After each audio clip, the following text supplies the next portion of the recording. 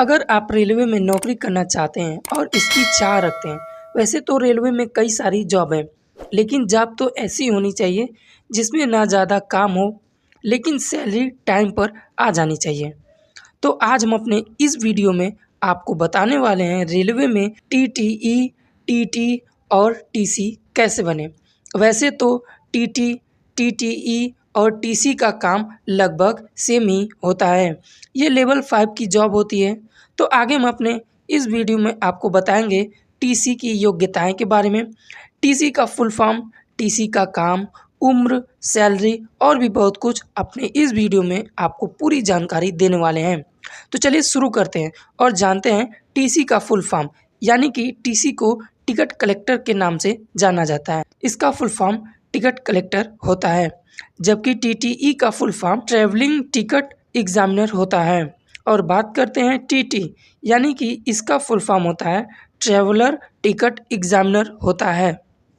हमने आपको TTE, TT और टीसी के बारे में बताया, लेकिन पूरी वीडियो में हम आपको बताने वाले हैं टीसी के बारे में।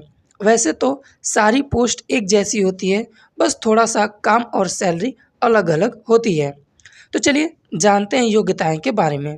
टीसी बनने के लिए आपकी शैक्षिक योग्यताएं किसी भी राज्य या केंद्रीय बोर्ड से विज्ञान या कला विषय के साथ, यानी कि आर्ट और साइंस के साथ 10+2 अर्थात इंटरमीडिएट पास होना चाहिए। अब बात करते हैं एज के बारे में। तो इसमें आपकी एज कम से कम 18 वर्ष से लेकर 30 वर्ष के बीच होनी चाहिए, जिसमें आपको एज में कुछ छूट भी दी जाती हैं, जैसे ओबीसी कैंडिडेट को 3 साल की और एससी एसटी कैंडिडेट को 5 साल की एज में छूट दी जाती है। चलिए अब जानते हैं काम के बारे में। टीसी और टीटीई का काम टिकट चेक करना होता है, वहीं जो टीसी होते हैं वे एक रेल कोच स्टेशन के देखरेख का काम संभालते हैं और इनका काम टिकट चेक करना होता है। सारे यात्रियों के पास वैलिड टिकट है या नहीं, कोई भी बिना वैलिड टिकट के सफ़र करता पाया जाता है तो टिकट कलेक्टर यानी कि उस यात्री का जुर्माना भी लगा सकता है। इनका काम स्टेशन पर टिकट चेक करना होता है। अब बात करते हैं टीटीई, जिन्हें हम ट्रैवलिंग टिकट एग्जामिनर कहते हैं। इनका काम चलती ट्रेन के अंदर टिकट चेक करना, किसी की सीट कहाँ पे है उनको पूरी जानकारी देना, टिकट बनाना आदि काम इनका होता है। चलिए अब जानते हैं इसके परीक्षा पैटर्न के बारे में। इसका परीक्षा आरआरबी द्वारा एनटीपीसी के तहत कराया जाता है, जिसमें 3 चरण होते हैं। पहले सीबीटी 1, दूसरा सीबीटी 2 और फिर एप्टीट्यूड टेस्ट शामिल होता है, जिसमें सीबीटी सबके लिए कॉमन होता है। जिसमें सब्जेक्ट की बात करें तो इसमें आपके मैथ के 30 क्वेश्चन 30 नंबर के, जनरल इंटेलिजेंट एंड रीजनिंग के 30 क्वेश्चन 30 नंबर के, जनरल अवेयरनेस के 40 क्वेश्चन 40 नंबर के।